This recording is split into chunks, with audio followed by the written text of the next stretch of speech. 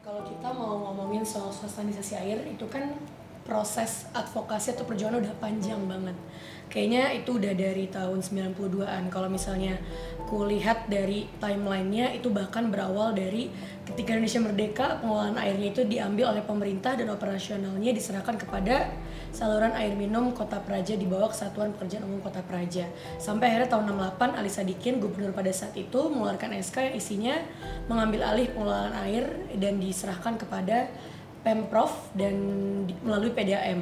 Nah, yang menarik kenapa pada akhirnya sosialisasi air ini bermula adalah tahun 92 Bank Dunia mengeluarkan kebijakan privatisasi air bersih, dan menindaklanjuti hal tersebut Soeharto mengeluarkan petunjuk Presiden RI tertanggal 12 Juni 1992 kepada Menteri Pekerjaan Umum untuk mengikutsertakan 2 perusahaan swasta dengan pengaturan batas penanganan Kali Ciliwung sebelah barat dan timur untuk penyediaan air bersih di Jakarta. Jadi sebenarnya itu mungkin tindak lanjut ya dari tahun 92 dan sampai di 97 akhirnya mulai ada perjanjian kerjasama antara Pemprov dengan AETRA dan juga Palija untuk penyediaan air di DKI Jakarta. Nah, sebenarnya kalau mungkin kita bicara soal pengelolaan air yang dikelola oleh swasta, problemnya itu ada di mana, Mas Arief? Iya, kalau kita bicara pengelolaan air, kita harus merujuk pada konstitusi kita. Hukum tertinggi di negara ini, pasal 33 ayat 3 mengatakan bumi, air, dan kekayaan alam yang ada di dalamnya harus dikuasai oleh negara untuk sebesar-besarnya kemakmuran rakyat. Ini yang jadi soal. Kalau kita melihat perusahaan, ya, korporasi itu didirikan untuk apa? Untuk mencari laba, keuntungan. Ini yang kemudian menjadi soal. Air itu adalah hak asasi manusia, ya. Sebagai bagian dari hak asasi manusia, ini menjadi tanggung jawab negara untuk kemudian memastikan pemenuhan hak atas air, ya, akses air bagi masyarakat tanpa kecuali, baik itu yang kaya maupun yang miskin, yang ada di perkotaan sampai dengan pinggiran atau di pedesaan. Nah, ini yang kemudian akan menjadi soal ketika air itu kemudian diserahkan pengelolaannya kepada swasta. Yang terjadi adalah air menjadi komoditas, air diperjualbelikan, dan yang kemudian bisa mengakses air adalah orang yang punya uang. Ini yang jadi soal. Oke, dan yang jadi problem adalah orang-orang yang tidak punya uang tadi nggak bisa mengakses air dengan baik dan bersih gitu ya. Oke, nah sebenarnya tadi memperkuat statement dari Mas Arief soal konstitusional kita ya, itu juga udah dikuatkan oleh putusan MK yang mana USD itu hadir di tahun 2004 untuk melegalkan privatisasi air yang kemudian di GR, dan di tahun 2015 itu ada putusan MK yang mana menyatakan bahwa Undang-Undang SDA bertentangan dengan UUD 45 dan tidak memiliki kekuatan hukum yang mengikat. Nah, terus kalau ngomongin soal perjuangan masyarakat sipil ya dalam merenggut atau merebut kembali hak atas airnya, itu ada gugatan warga negara atau CLS yang dilayangkan pada tahun berapa Mas Arief? 2012. 2012 ya, tahun 2012 yang tingkat pertama dimenangkan, banding kalah ya, di tingkat banding kalah, di kasasi menang lagi, kemudian di PK. Nah, melihat hal ini gitu Mas Arief, bagaimana Mas Arief melihat perjalanan ini kan ibaratnya warga negara mau merebut kembali airnya, akses airnya, tapi negara malah melakukan PK yang mana itu mengalahkan warga negaranya sampai ya udah berarti gak bisa nih dikelola oleh negara lagi. Itu gimana Mas Arief? Iya. Jadi kalau kita merujuk kembali ya pada cerita swastanisasi air Jakarta dan juga perjuangan warga, khususnya warga DKI Jakarta dalam merebut kedaulatan atas air dan ingin memastikan bahwa hak-haknya atas air itu dipenuhi oleh negara, oleh pemerintah kota. Ini memang perjuangan yang panjang dan melelahkan gitu. Gugatan diajukan tahun 2012, tapi bukan berarti kemudian sebelumnya warga tidak melakukan upaya-upaya hukum atau gerakan apapun. Jadi sudah banyak langkah-langkah di luar hukum, baik itu melakukan audiensi, melakukan desakan, korespondensi, bahkan kemudian aksi demonstrasi ke pemerintah kota, gubernur saat itu, ya ada Sutioso, ada Foke gitu ya, untuk kemudian mendorong agar pengelolaan air itu jangan sampai diserahkan kepada swasta, karena persoalannya tadi ini air akan menjadi komoditas diperjualbelikan, dan itu faktanya ya akhirnya masyarakat di pinggiran kota Jakarta itu kesulitan untuk mengakses air minum gitu ya, dan ada problem-problem lain soal pengelolaan ya. Jadi saat itu ada beberapa alasan yang barangkali ini bisa kita sampaikan ya, kenapa kemudian warga sampai pada titik mau tidak mau harus menggugat ya. Ada beberapa pertimbangan. Yang pertama adalah sekali lagi dasar hidup kita berbangsa dan bernegara itu adalah konstitusi. Itu yang harus kemudian dijalankan, karena dengan konstitusi harapannya keadilan sosial ya itu terwujud ya. Termasuk pemenuhan hak atas air warga itu terwujud ya.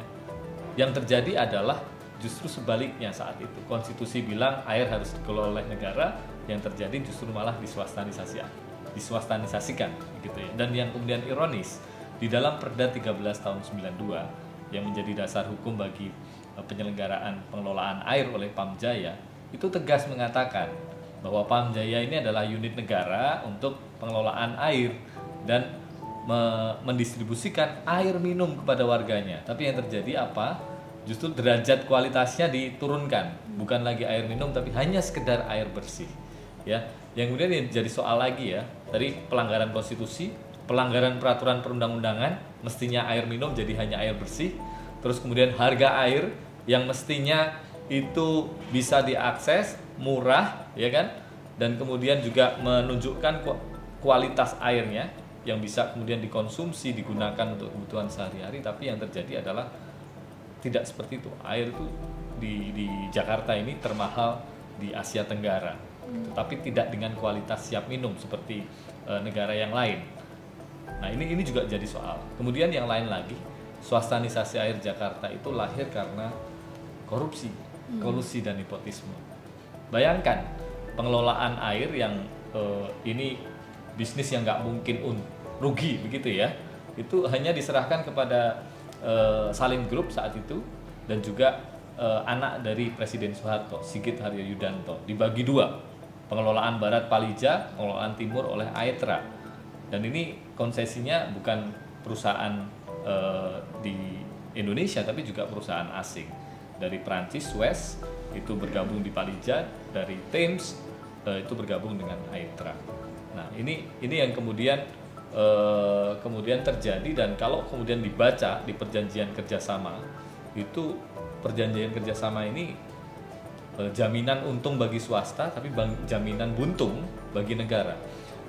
Kalau kemudian dilakukan audit ya oleh lembaga negara, sudah ada beberapa audit dari BPKP, BPK, dikatakan bahwa perjanjian kerjasama saat itu merugikan negara sampai dengan potensi 18,2 triliun. Selain itu juga jelas merugikan hak-hak rakyat, merampas hak masyarakat atas air minum ya. Dan juga yang kemudian menarik, ketika kemudian ada kerugian negara yang harus membayar rakyat lagi lewat pajaknya. Jadi betul-betul dieksploitasi masyarakat ini. Lain lagi kalau kita bicara soal tadi potensi korupsinya ya, dugaan korupsinya terjadi. Yang lain lagi adalah ya pada akhirnya negara kehilangan kedaulatan, kehilangan kewenangan untuk kemudian memikul tanggung jawabnya dalam pemenuhan hak asasi manusia. Ini yang jadi persoalan yang sangat mendasar, sangat besar, yang kemudian tidak boleh dibiarkan. Dan yang lain lagi adalah ini yang kita bisa katakan konyol, adalah negara tahu, pemerintah tahu, setiap tahunnya mereka rugi, ya.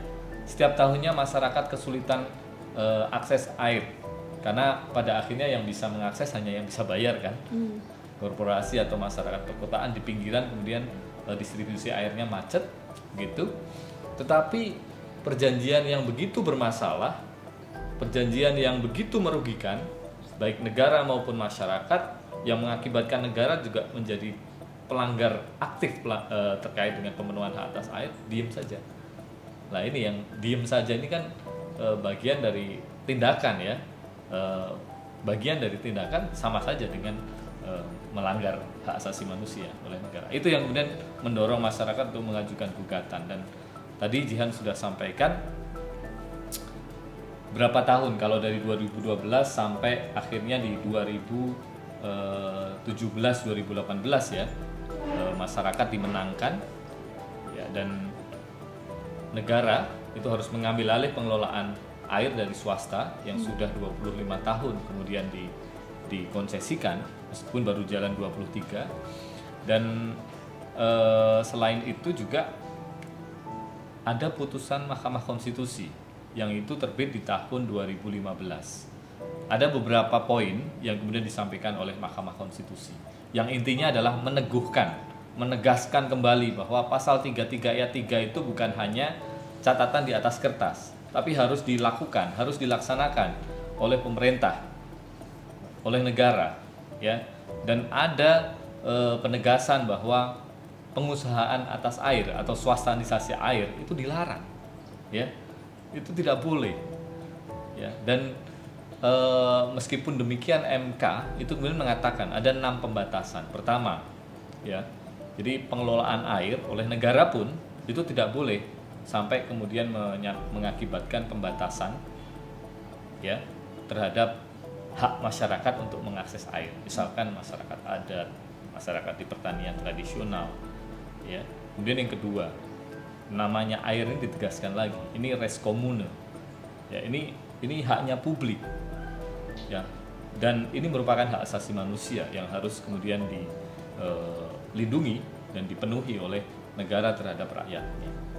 Jadi nggak boleh dikomersialisasi gitu. Terus kemudian yang ketiga, tidak boleh dalam hal pengelolaan air itu mengakibatkan gangguan, kerusakan, ancaman terhadap kelestarian lingkungan hidup. Yang lain lagi adalah negara itu harus mengendalikan, harus mengawasi secara mutlak. Ini mutlak sifatnya. Jadi nggak boleh kemudian tidak. Dan untuk melakukan itu, pelaksananya adalah BUMN atau BUMD. Jadi ada 6 prinsip pengelolaan oleh negara dalam penguasaan air untuk kemakmuran rakyat. Dan yang terakhir, kalau kemudian dalam hal pengelolaan, penguasaan air oleh negara itu kemudian ada ketersediaan air yang kemudian masih memungkinkan, itu boleh diserahkan pengelolaannya kepada pihak ketiga ya, tetapi dengan syarat yang sangat ketat.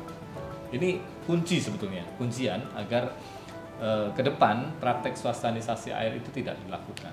Sayangnya di DKI Jakarta sendiri, Jihan tahu, teman-teman tahu, di 14 Oktober yang lalu ya, 2 hari menjelang selesainya masa jabatan Gubernur Anies Baswedan, pemerintah kota ya, Provinsi DKI Jakarta itu menandatangani perjanjian swastanisasi air dengan PT Moya 25 tahun ke depan. Padahal janjinya ya, beberapa waktu pasca putusan pengadilan terkait gugatan swastanisasi air,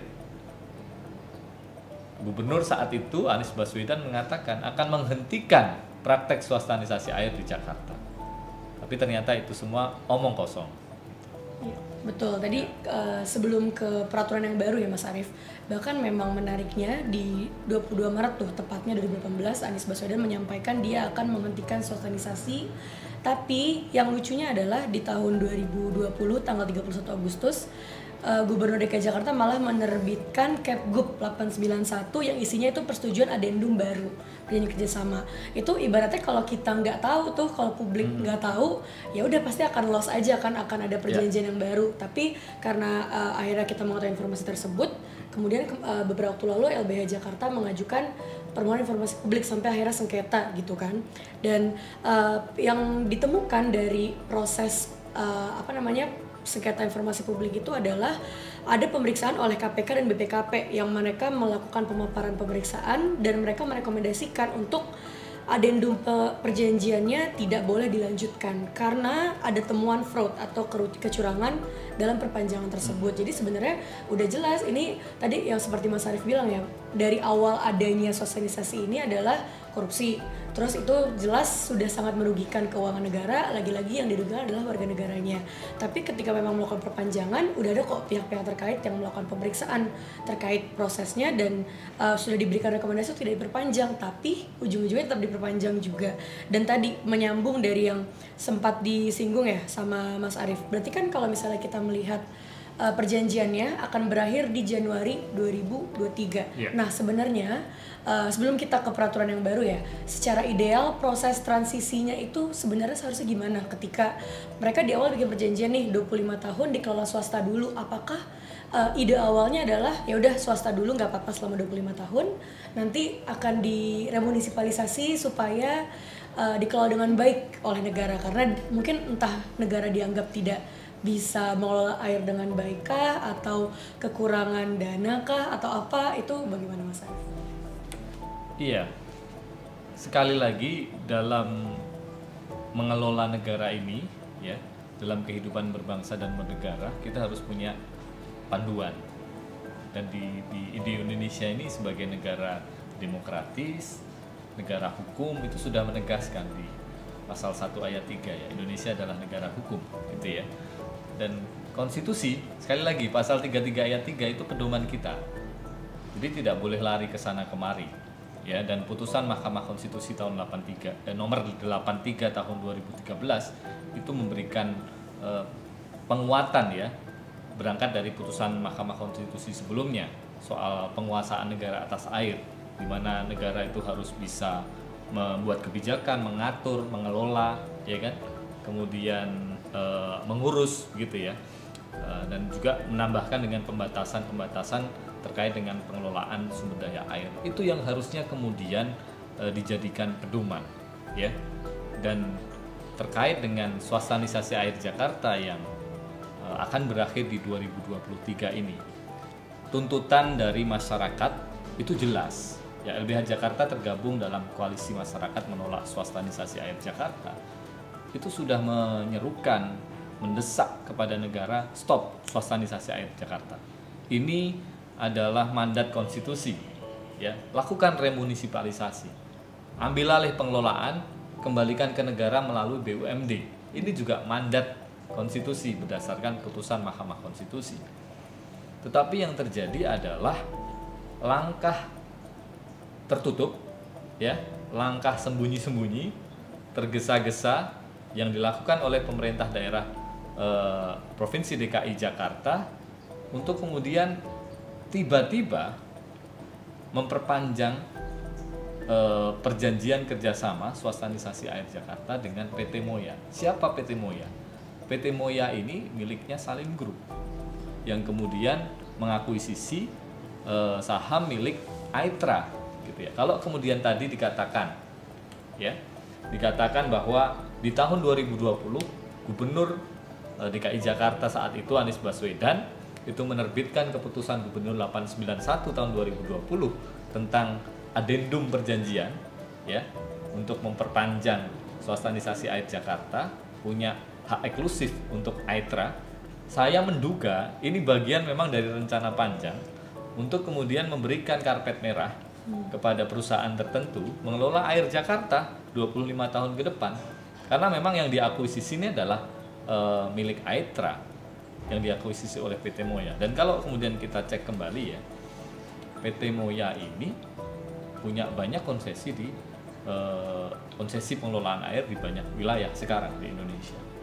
Jadi bisa jadi dugaannya adalah ini akan terjadi monopoli pengelolaan air oleh swasta, dan sekali lagi negara kehilangan kedaulatannya atas air. Dan ini berbahaya. Mestinya pemerintah DKI Jakarta itu melakukan evaluasi dulu, evaluasi besar-besaran terhadap praktek swastanisasi air selama ini yang jelas-jelas merugikan negara, bahkan dugaannya itu sampai 18,2 triliun, terakhir 2016 1,2 triliun. Sementara swasta itu terus mengalami keuntungan, mendapatkan keuntungan dari bisnis air ini dan ditopang oleh APBD. Kalau mereka nggak untung, dijamin oleh APBD melalui satu jaminan dari Kementerian Keuangan dan juga Gubernur, ya, support letter namanya. Ini kan pengelolaan air yang amburadul ya, dan tidak taat terhadap konstitusi, tidak taat terhadap peraturan perundang-undangan. Dan kalau kemudian betul-betul mau dievaluasi, harusnya kayak Aetra, Palija, nggak mungkin dong kemudian dapat akses konsesi lagi, ya karena evaluasinya jelas buruk. Bahkan KPK sudah mengingatkan. KPK menyampaikan bahwa mestinya ya pengelolaan air Jakarta itu dihentikan, ya tidak lagi kemudian diberikan kepada swasta, tapi kemudian sebisa mungkin dikelola oleh negara berdasarkan mandat konstitusi. Iya, udah tidak ada evaluasi selama hampir 25 tahun, diperpanjang. Ini kan berarti menunjukkan etikat buruk dari pemerintah gitu ya, untuk membatasi atau bahkan menghilangkan hak atas air bagi warga negaranya. Nah, tadi bicara soal peraturan gubernur yang baru tahun 7 2022 itu ya, yang melanggengkan perjanjian, bahkan itu diperpanjang maksimal 30 tahun dan dapat diperpanjang. Basis dasar dari Pergub ini perpanjangannya adalah keputusan Direksi Pamjaya lagi nomor 65 tahun 2022 dan juga Kepdir tadi. Dan sebenarnya bicara soal perpanjangan ini, nah ini kan akan berakhir di Januari Februari 2023. Tapi sekarang udah ada peraturan baru yang tadi kalau istilahnya Mas Arief memberikan karpet merah untuk perpanjangan, padahal udah jelas-jelas memberikan kerugian. Nah, sebenarnya dengan adanya tindakan atau upaya seperti ini, apa yang bisa kita lakukan untuk memperjuangkan lagi gitu hak atas air kita? Ya, saya kira pertama yang harus kita catat adalah Gubernur DKI Jakarta saat itu berbohong, gitu ya. Ketika kemudian mau mengambil alih pengelolaan air Jakarta sesuai dengan mandat konstitusi, tapi prakteknya saat ini sudah ditandatangani MOU antara Pamjaya dengan PT Moya yang itu didukung oleh pemerintah DKI Jakarta dan juga pemerintah pusat bahkan. Jadi kalau melihat praktek itu artinya bahwa evaluasi ya terhadap swastanisasi air Jakarta yang selama ini merugikan negara, merugikan masyarakat, mengakibatkan terlanggarnya hak atas air warga negara khususnya di Jakarta itu didiamkan oleh negara. Dan ini yang kemudian harus kita koreksi, Jihan dan juga teman-teman. Terlebih caranya itu saya kira pertama tidak transparan, ya, tidak taat hukum, dan yang ketiga mengabaikan partisipasi publik, sehingga akutabilitas saya meyakini bahwa ya ini tidak bisa dipertanggungjawabkan secara konstitusional. Kita tahu bahwa ada Perda 1392 tiba-tiba diubah menjadi Perda nomor 7 tahun 2020, dan kemudian ada juga Pergub ya yang kemudian mendasari pelaksanaan perjanjian kerjasama dengan swasta. Artinya justru malah negara memfasilitasi swastanisasi gitu. Ini jadi persoalan yang saya kira kita semua penting untuk melihat ini secara kritis gitu ya.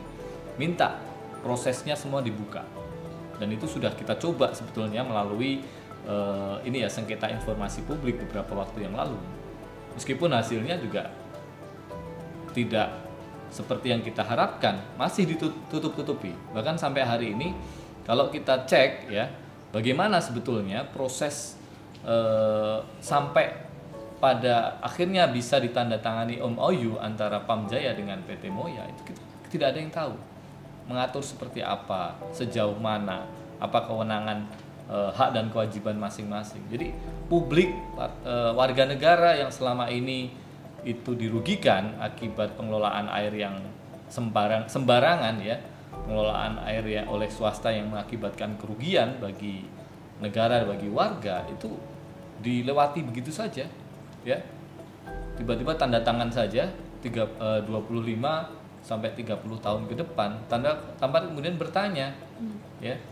Dan kalau kita cek ya, misalkan alasannya adalah tidak ada modal, kemudian tidak mampu. Nah, kapan mampunya, kapan bisanya kalau kemudian tidak pernah mencoba untuk melakukan pengelolaan. Apalagi kalau kita cek ya di beberapa wilayah, misalkan di Surabaya atau di kota-kota yang lain, PAM itu betul-betul bisa mengelola air untuk kemakmuran masyarakat. Oke, nah dan menariknya dari masalah akses air bersih ini ya, kalau misalnya mungkin dari tahun ke tahun di awal perjanjian yang sulit adalah masyarakat miskin kota yang kesulitan mendapatkan air, tapi semakin kesini dan salah satu kasus yang ditangani oleh LBH Jakarta juga seperti di apartemen City Garden itu kan di rumah susun akses airnya pun sangat sulit, bahkan mereka harus turun dari lantai atas, lantai belasan untuk mendapatkan air di bawah dan naik lagi ke atas. Berarti kita bisa melihat bahwa pada akhirnya akses air bersih ini bukan hanya udahlah kena ke warga miskin kota, tapi ini juga bisa kena ke semua warga gitu tanpa pandang kelas atau apapun, karena itu tadi karena pengelolaan yang tidak transparan, tidak ada proses evaluasi. Nah, berarti kalau misalnya bisa aku simpulkan ya Mas Arief, publik bisa membantu dengan selain mengkritisi dan juga mungkin mulai membangun kesadaran kritis bersama ya, bahwa oh iya ya, selama ini air kita dikelola oleh swasta. Kita bayar air mahal, udah bayar air mahal belum tentu dapat air bersih gitu kan. Terus yang kedua bisa memintakan dibukanya proses remunisipalisasi atau transisinya gitu ya. Dan yang ketiga adalah mendesak adanya evaluasi yang selama ini belum ada. Dan mungkin kalau misalnya kita melihat jangka waktu ini tinggal sebentar lagi gitu kan. Sekarang sudah November dan Januari nanti udah akan ada perjanjian baru, atau karena itu sudah berakhir perjanjiannya berarti nggak jauh dari situ. Dan mungkin sekiranya 3 poin penting itu yang bisa publik lakukan dalam waktu terdekat gitu ya. Ada lagi saya kira ya. Jadi sekarang ini warga ditinggal ya oleh Pemprov DKI Jakarta, oleh gubernurnya, oleh Pamjayanya yang itu mestinya mengabdi untuk kepentingan kemaslahatan masyarakat, warga begitu ya. Ditinggal. Kenapa ditinggal? Karena tiba-tiba sudah ada tanda tangan di atas kertas MOU ya, 25 tahun ke depan, dan itu tidak sebentar gitu ya. Air Jakarta ke depan produksinya akan diserahkan ke PT Moya. Ya, berapa ongkosnya ya terserah PT Moya. Nanti siapa yang bayar? Bapak Ibu sekalian, teman-teman semuanya yang akan bayar. Berapa biayanya? Kalau di swastanisasi jilid 1 ya, saya katakan seperti itu ketika PAM dengan Palija dan Aitra, itu harganya itu 6.800 sama 7.800. Itu untuk Aitra dan juga untuk Palija ya, timur dan barat. Nah, yang kami tahu sampai hari ini nanti harga air ini akan naik sampai 3 kali lipat. Ya, sampai 18.000 won per liter ya, yaitu dalam kerangka untuk membiayai produksi air yang dilakukan oleh pihak swasta ya. Dan siapa nanti yang akan kemudian membayar? Sekali lagi warga ya. Dan kalau kurang misalkan harus ada subsidi, yang bayar siapa? APBD dari mana? Dari warga ya. Dan pada akhirnya adalah warga yang akan menerima dampak baik itu baik atau buruk ya dari pengelolaan swastanisasi air Jakarta. Tapi saya mengajak kepada teman-teman semua, Bapak Ibu sekalian, kita belajar 25 tahun konsesi Palija Aitra dengan PAM beberapa waktu yang lalu, yang ini belum selesai juga. Ini jelas rakyat Indonesia khususnya yang ada di Jakarta ini dirugikan. Banyak yang terlanggar hak atas air bersihnya, air minumnya, banyak yang nggak dapat. Padahal ini bagian dari orang mau hidup sehat ya, orang mau hidup sejahtera, yaitu harus minum air gitu ya. Ini hak dasar, hak yang paling mendasar dan hak asasi manusia kita semua. Jadi kalau ini kita biarkan ya dampaknya akan sangat serius. Jadi saya kira selain hal-hal tadi yang disampaikan oleh Jihan, karena ini kita sudah ditinggal, harus ada langkah hukum yang harus kita tempuh. Apa yang mungkin bisa kita tempuh? Barangkali ya kita menggugat negara, khususnya pemerintah pusat, pemerintah daerah Provinsi DKI Jakarta terkait dengan pilihan langkah kebijakan yang diambil. Kenapa kemudian melakukan swastanisasi air Jakarta lagi? Tanpa bertanya, tanpa dialog, tanpa memperhatikan partisipasi pendapat dan juga tuntutan masyarakat yang selama ini terus dilakukan ya. Remunisipalisasi, hentikan swastanisasi air, kembalikan pengelolaan kepada negara agar negara betul-betul bisa melaksanakan mandat konstitusi, daulat atas air, dan memastikan air untuk sebesar-besarnya kemakmuran rakyat.